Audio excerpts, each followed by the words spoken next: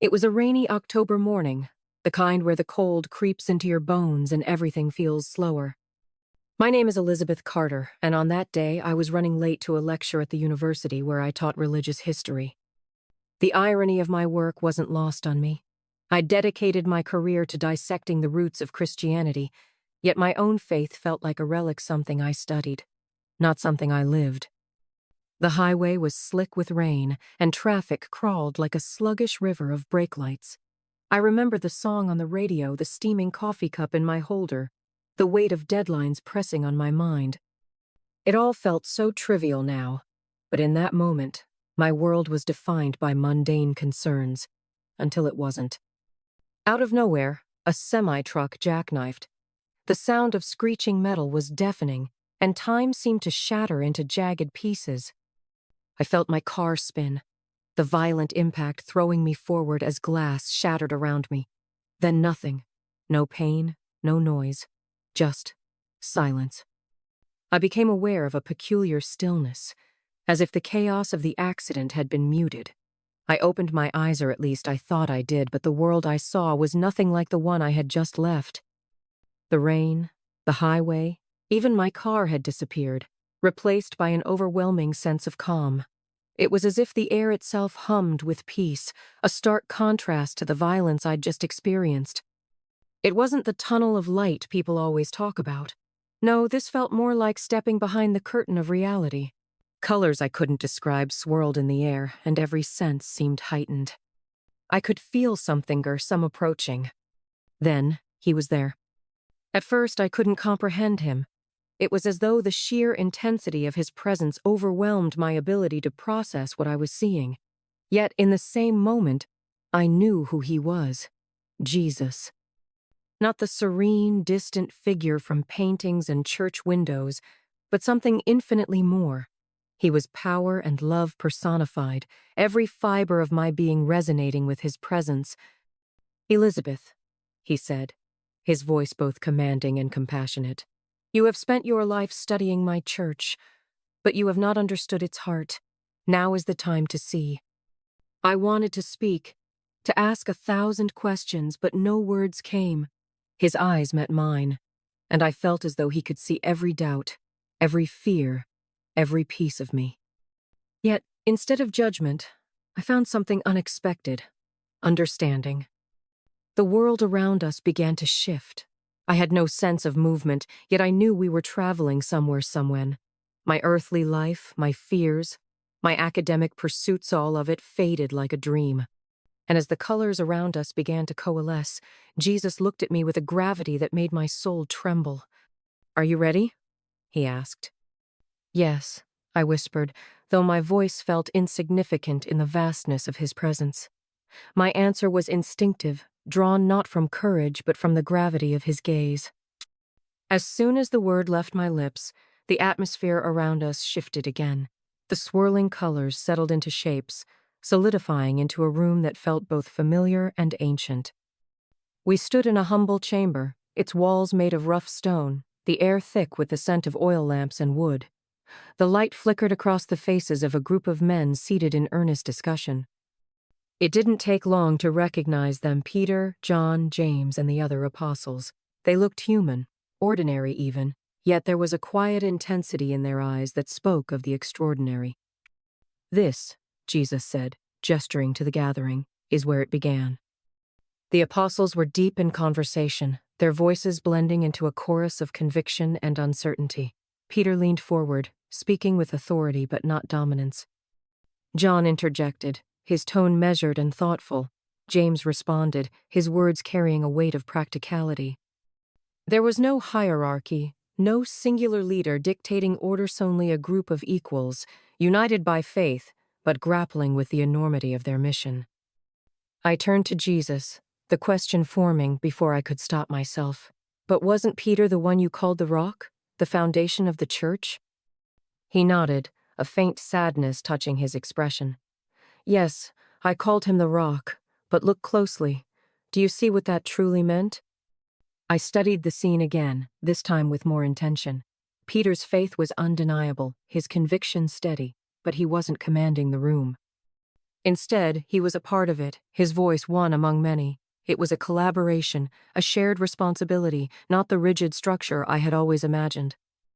The rock, Jesus continued, was never meant to signify a hierarchy. It was about faith, about the strength of his testimony.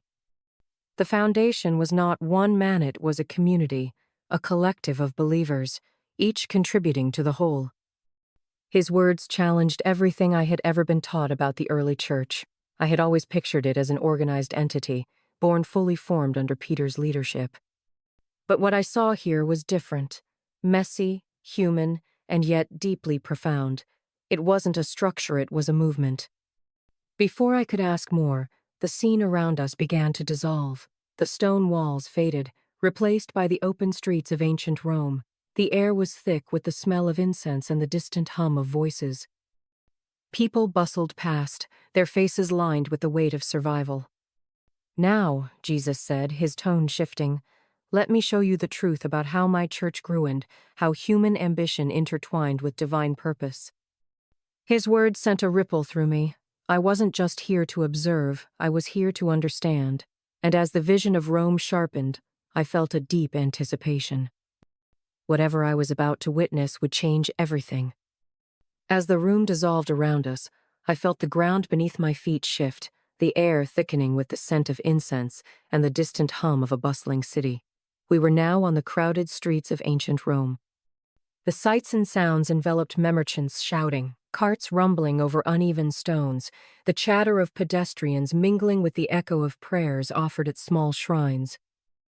"This," Jesus said, gesturing to the vibrant chaos around us, "is where the seeds of my message began to spread, but also where the first divisions took root." We moved effortlessly through the streets, coming to rest near a small group gathered in the shadow of a modest building. It was a house church. I realized a small community of believers. Inside, men and women sat together, their voices rising in earnest prayer and song. There was no grand architecture, no hierarchy, just simple fellowship. But as I watched, the warmth of their unity began to flicker. A disagreement broke out between two men insisting on the necessity of maintaining Jewish customs, the other arguing for a new path, one that welcomed Gentiles without the constraints of Mosaic law. The room grew tense as others took sides, their shared faith momentarily clouded by their differences. I turned to Jesus, searching his face for answers. "This feels so fragile," I said, my voice trembling. "How did it survive?" His expression was both tender and resolute. "Because my truth is greater than human conflict, but this fragility you see, it is real. My church was never without struggles. It was and always will be both divine and human." The scene shifted again. We were now in the private chambers of Emperor Constantine. The stark contrast to the simplicity of the house church was jarring. Gold adorned the walls, and the emperor stood before a map, advisors flanking him. I recognized the moment, Constantine's vision of the cross before the Battle of the Milvian Bridge. But as I watched, the narrative deepened. This wasn't just a moment of spiritual revelation, it was one of calculation.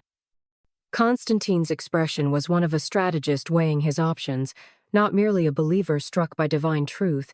I saw the cross as a symbol powerful, yes, but also political. "You mean to say," I began, "that his conversion wasn't purely miraculous?" Jesus' voice was steady. "Do you think I cannot work through ambition, through complexity?" Constantine's faith was real, but so too was his humanity. His choice to embrace Christianity was both a spiritual awakening and a political strategy. My church grew, but at a cost. That cost became evident as the scene shifted once more. The once diverse gatherings I had seen, house churches, Gnostic Christians, Jewish believers, were gradually being silenced or absorbed into a single orthodoxy. The church was consolidating, but in doing so, it was also losing pieces of its initial diversity. "What you are seeing," Jesus said softly, "is the tension of growth, unity born from division, but never without loss." The air was heavy as we entered a grand hall. It was far removed from the modest house churches I had seen earlier. Here, marble columns stretched high into vaulted ceilings, and rows of bishops clad in elaborate robes filled the space. I realized we were witnessing the Council of Nicaea. "This," Jesus said, his tone both solemn and compassionate, "is where many of the doctrines you know were shaped." The scene unfolded before me like a drama. Bishops debated with passion, their voices rising and falling as they argued the very nature of Christ. Was he fully divine? Fully human? Both? The questions carried weight, their answers destined to shape centuries of belief. But as I listened, I noticed something unsettling. These weren't just theological discussions, they were deeply human debates, fraught with ambition, politics, and cultural influences. One bishop pounded the table, his face red with frustration. Another spoke with calm conviction, only to be interrupted by a third who dismissed him with a wave of the hand. I felt the tension in the room, the clash of egos mingling with sincere attempts to discern truth. I turned to Jesus, troubled. "They're arguing over you, over what you are. How could something so divine become so human?" He looked at me with infinite patience. "Because I chose to work through humanity, Elizabeth. My truth has always been revealed through human hands and voices, flawed as they may be. This process you see it is not perfect, but it is real." I watched as the council reached its decisions. The Nicene Creed began to take form, a monumental declaration of faith, but alongside this triumph of unity, I also saw the cost. Those whose views diverged Gnostics, Ariancer cast aside. Their beliefs labeled heretical. The Church's desire for clarity and unity came at the price of exclusion. Was this right? I asked, the weight of the question heavy in my chest. To decide what is true and what isn't? To silence others? "It was necessary for the time," Jesus said, his voice tinged with both sadness and understanding. "But remember, Elizabeth, I am not contained by doctrines or creeds. My truth is vast, and my love extends even to those who were excluded." The scene shifted, and we moved through time, witnessing the gradual development of church practices and authority. Women who had once led house churches were now relegated to the margins, their roles diminished by cultural norms. Traditions became more rigid, liturgies more structured. I saw how the Eucharist evolved from a shared meal to a formal sacrament, how confession moved from public reconciliation to private penance. "But why show me all of this?" I asked, overwhelmed by the complexity of what I was witnessing. Jesus placed a hand on my shoulder, grounding me. "Because it's time to understand that faith is not about perfection, it's about persistence. My message endures not despite these human struggles, but through them. This is the miracle of my church." The hall faded, and I felt the weight of history pressing on my soul, preparing me for what was to come. As the scenes faded into a gentle golden light, I felt the weight of what I had witnessed settle deeply in my soul. The journey had been overwhelming, a kaleidoscope of revelation, struggle, and profound truth. Yet, as I stood there, bathed in the serene presence of Jesus, I felt something else peace. We were no longer in ancient Rome, or the council chambers, or the humble house churches. It was a place beyond time, a space that felt both infinite and intimately close. Jesus turned to me, his gaze unwavering and filled with love. "You have seen much, Elizabeth," he said softly, "and I know it has not been easy to reconcile the human with the divine." I nodded, my heart heavy with questions. "It's more than I ever imagined. The beauty, the flaws, the conflicts, they're all part of it. But how do I share this? How do I explain to people that the Church's imperfections don't diminish its divinity?" His expression held both challenge and reassurance. "You tell them the truth, that my church was never meant to be perfect by human standards because it is built on imperfect people. The miracle is not in its flawlessness, but in how my love and truth have endured despite those flaws." I thought of the apostles, their unity and disagreements. I thought of Constantine, blending faith with ambition. I thought of the councils, shaping doctrine through both wisdom and division. Each moment was deeply human, yet undeniably divine. The realization struck me with clarity. The Church's humanity was not its weakness, it was its strength. But what about those who feel left out? I asked, my voice barely a whisper. The excluded, the marginalized, those who were silenced or dismissed by history. Jesus' face softened, and his words were filled with compassion. My love is not limited by human boundaries, Elizabeth. My truth reaches beyond doctrines, beyond institutions, to every heart that seeks me, and you too must carry that message.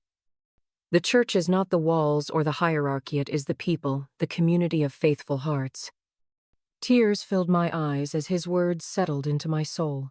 For so long, I had studied the history of the church as an outsider, dissecting it with academic precision. Now, I understood it on a level I had never imagined. The church was a living, breathing testament to God's ability to work through brokenness, to weave his divine purpose through the threads of human imperfection. As the golden light began to fade, I felt myself being drawn back to my body, the world of colors and sounds becoming distant. Jesus spoke one last time, his voice resonating in the depths of my spirit. Share what you have seen, Elizabeth, not to undermine faith but to strengthen it. Tell them that my church is a reflection of my love that embraces humanity in all its complexity. When I opened my eyes in the hospital room, I was trembling. The beeping of monitors and the concerned faces of doctors greeted me, but all I could think about was what I had just experienced. They called my survival a miracle, but I knew the true miracle was the message I had been given. From that day forward, I carried this truth with me. The church's history, with all its human imperfections, is a testament to God's enduring love and grace. And it is a story that must be told not to criticize, but to inspire. The church is not perfect, and it was never meant to be, but through its flaws, God's light shines brighter, reminding us that even in our brokenness, we are part of something divine,